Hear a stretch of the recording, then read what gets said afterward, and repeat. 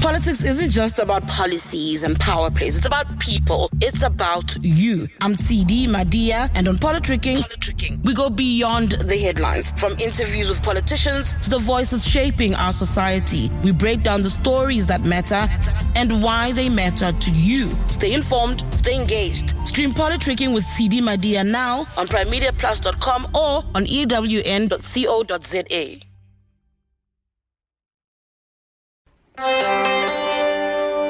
Clement Manyathela, streaming on the Prime Media Plus app. DSTV channel 856, 92.7 and 106 FM. All right, let's go straight to Sinawo Thambo, who is the EFF Member of Parliament. Sinawo, thank you so much for joining us. Good morning.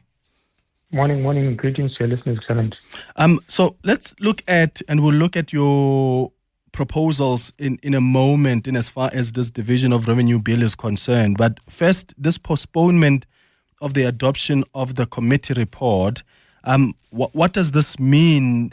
Does this mean that over the next couple of days before the 6th of May, the proposals that have been put forward by you and other parties are going to be discussed, sent to the finance minister, and then the vote happens on the 6th? Just help our listeners understand what process unfolds now. No, certainly, Clement. So yesterday, the Appropriations Committee met to consider the division of revenue bill, which essentially deals with allocations to national, provincial, and local government departments, so the three spheres of governments themselves. So based on the revenue that will be generated through the outline established by the fiscal framework, then money gets allocated to national, provincial, and local spheres of government. So certainly it shouldn't pose a crisis, because the Economic Freedom Fighters proposed an amendment to the division of revenue bill which centers around a reprioritization of funds from national and provincial government, and also from spheres of non-core functions in local government and wasteful expenditure, such as the contracting of people who are doing outsourcing work in that sphere as well, to allocate that money to the local government sphere, because our understanding and appreciation is that local government is at the coal face of service delivery.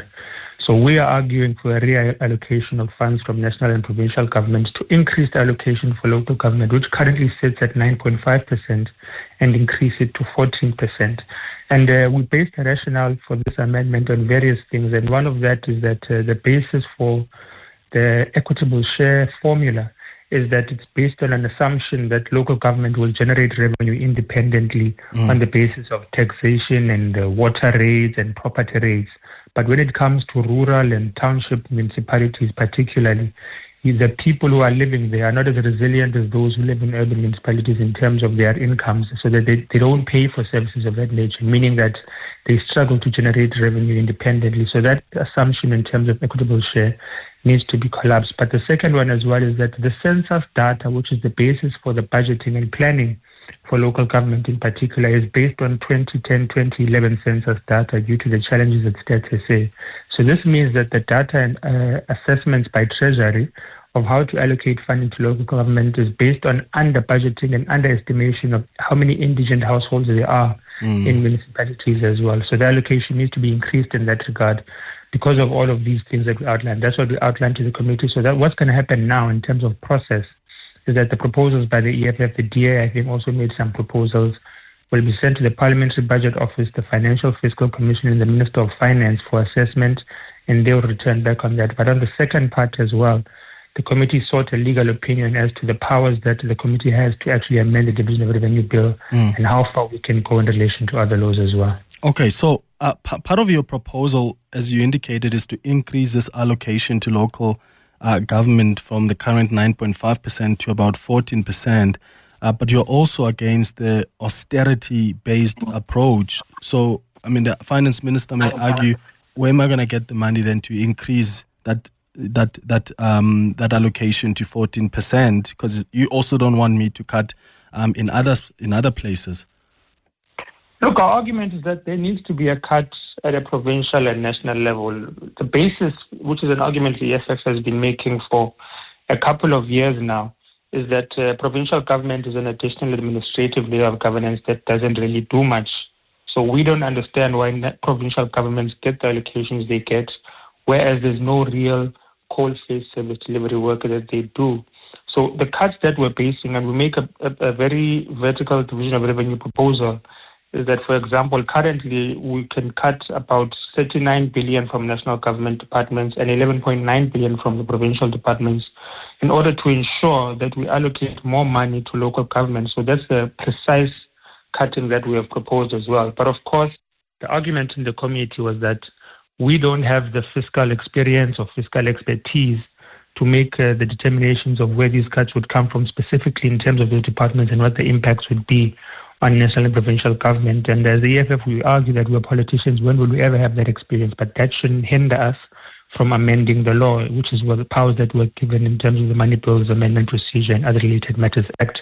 So that is where the Parliamentary Budget Office and the Financial Fiscal Commission come in, because these are institutions that help standing committees on finance, standing committees on appropriations, to enable them to enforce the powers granted to them by the Money Bills Act. So that advice is going to be critical, and we're welcome to it, because eventually the sentiment in the committee, which I'm sure the chair of the Appropriations Committee will express as well when he speaks to you, is that we need to give more to the local government sphere. So it's about how do we recalibrate the budget to ensure that this sentiment is expressed. What about the inefficiencies, though, at local government? You know about the wasteful expenditure, and I think over 3 years, there was 190 billion rand that was reported by the Auditor General in irregular expenditure alone. That's just in the past 3 years. So while it's great to call for more funding towards local government, but how is that funding going to be used? Are we not going to sit with a problem where billions and billions are wasted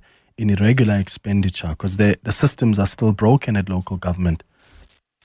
I think that's a conversation that the committee also had in earnest, and that's why we're also bringing in SALGA for consultation, the South African Local Government Association, to be able to establish control mechanisms and consequence mechanisms as well to local government and how they utilize funds which are allocated to them. So the second part of the proposals and interactions, which were more aligned to what the DA was proposing, is that municipalities that have been implicated in wasteful expenditure must have the same amounts which they have perpetuated in wasteful expenditure deducted from them and allocated to functional municipalities. Now that can be something that can be perceived as politically motivated, because one may argue that the Democratic Alliance might believe that there's less wasteful expenditure in the Western Cape, and through their formula, a lot of money is going to be deducted across a lot of municipalities across South Africa and ultimately redirected to the Western Cape. So we're trying to approach it in a more neutral manner, but you are correct that there needs to be a mechanism to hold government accountable in terms of local government, in terms of how they use the money that is allocated to them. That is why SALGA is also part and parcel of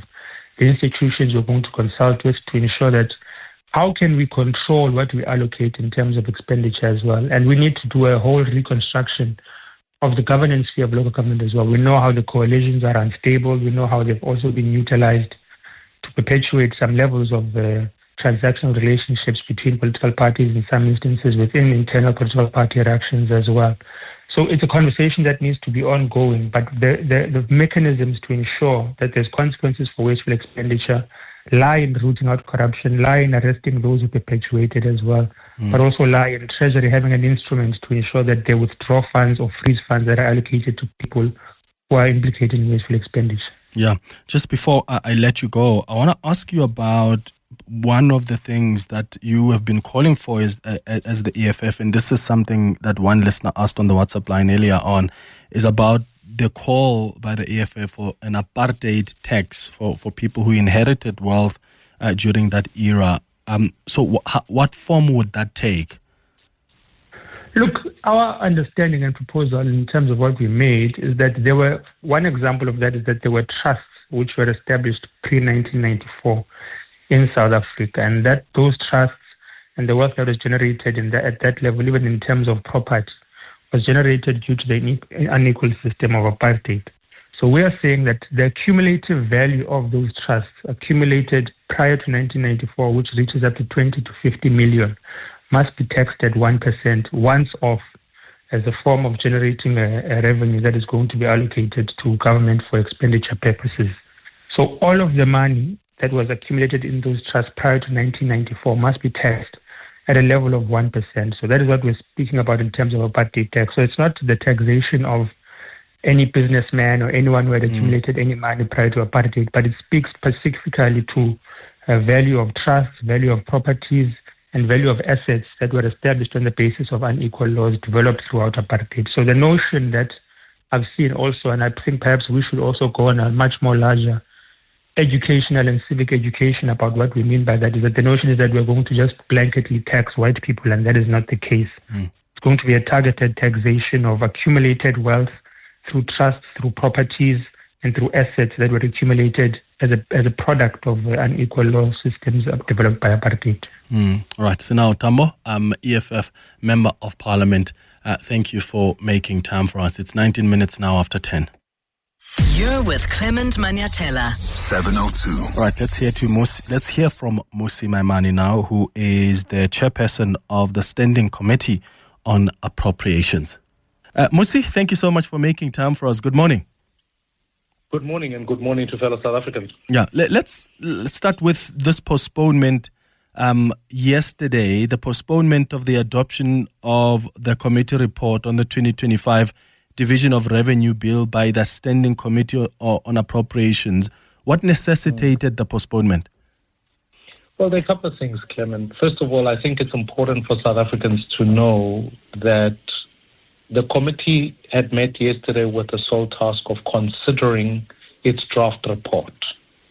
In essence, part of the consideration meant that in some of the recommendations, as the Money Bills and Related Matters Act makes it possible for the committee to be able to make submissions that can amend the Division of Revenue Bill.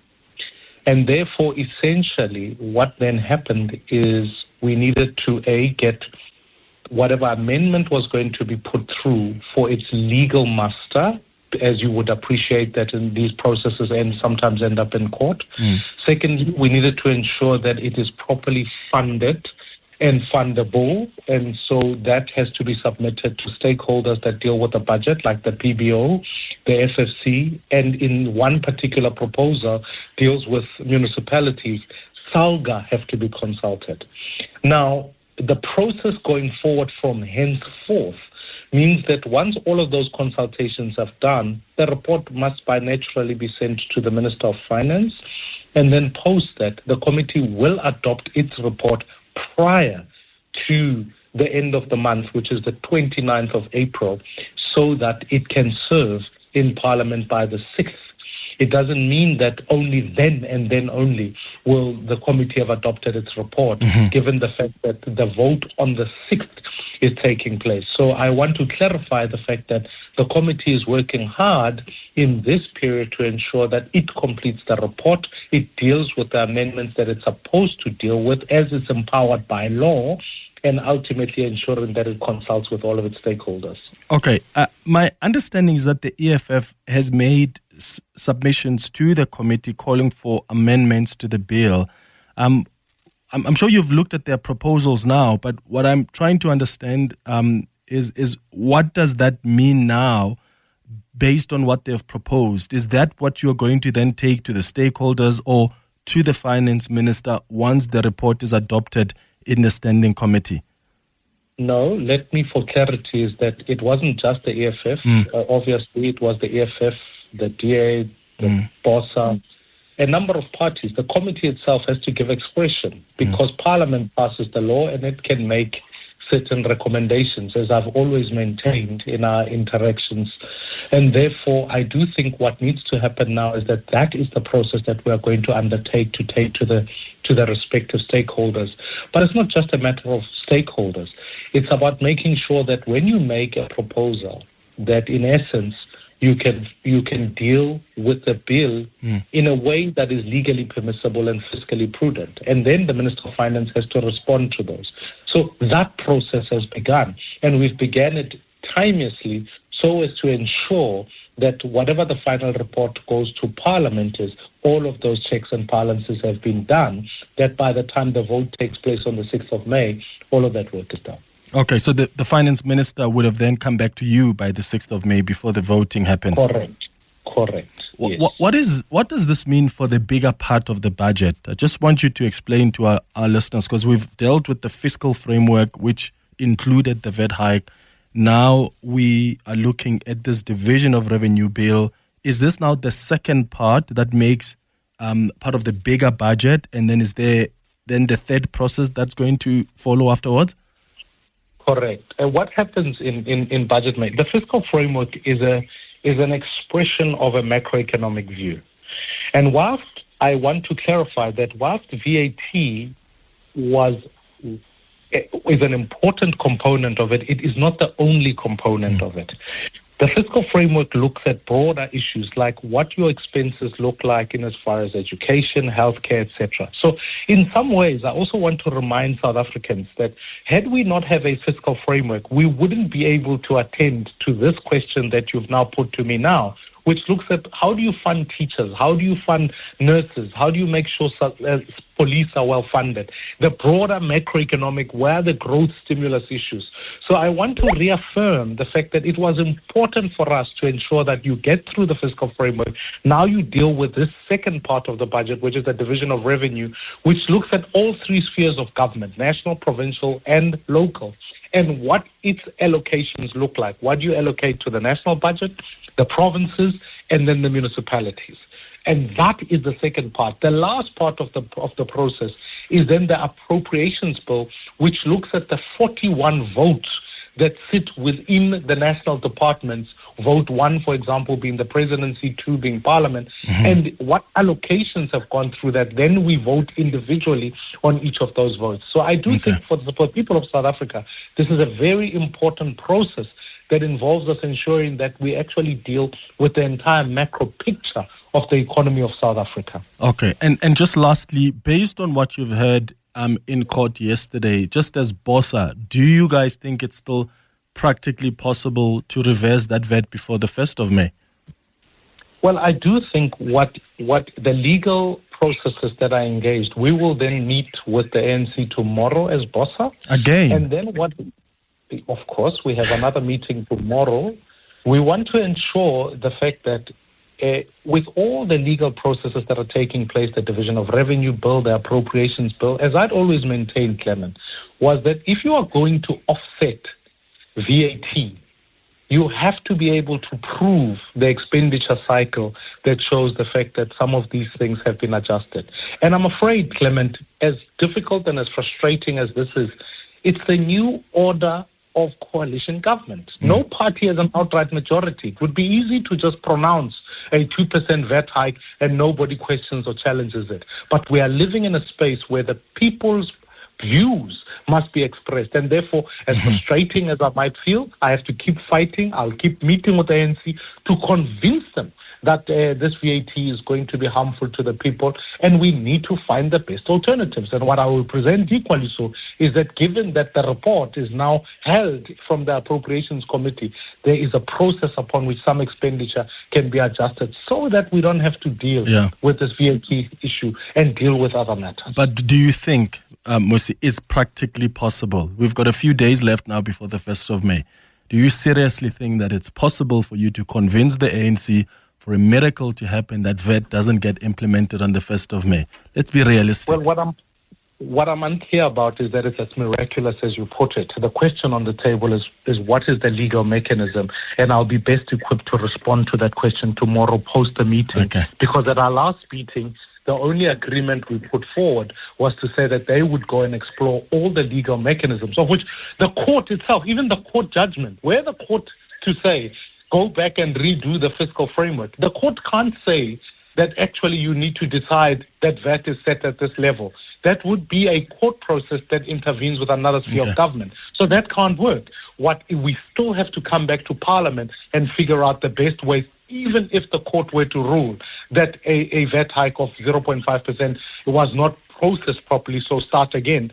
That would still require Parliament. So I think we must allow Parliament and this particular process, because it is the only legally permissible process to be able to adjust it, regardless of the timelines. All right. Mmusi Maimane, thank you so much for making time for us. He's the chair of the Standing Committee on Appropriations. Clement is on X. At The Real Clement M. So, as you hear there, Mmusi Maimane seems to somehow have faith that post that meeting with the ANC, that's when he is going to have better answers on where things are heading now. I just think that's still naive to think that somehow the ANC, what does he think? What the ANC tomorrow in the meeting are going to say, guess what, Mmusi, we won with the finance minister. He's already reworking budget to remove VAT before the 1st of May. Hey, yeah. But that's what he says. So that is the response that we got from Mmusi Maimane. At least, Songezo Zibi, by yesterday or 2 days ago, he seems to already be admitting that it's simply not possible. So he doesn't seem to buy it anymore. Because that clip I played for you, when he had an interview with Newsroom Africa, he said, I don't think it's not practically possible. Mmusi Maimane still wants to meet with the ANC to hear what they've got to say, as if that's going to change anything. It's now 10:30. Hi, I'm TD Madia. Welcome to my podcast, Politricking. If you're a politically invested individual, Politricking is the podcast for you. Catch exclusive interviews from politicians to local well-known individuals. This podcast will keep you hooked. Find more of these intriguing conversations on primemediaplus.com or on ewn.co.za. And please rate this podcast wherever you listen to help others find Politricking with TD Madia. Politricking with TD Madia.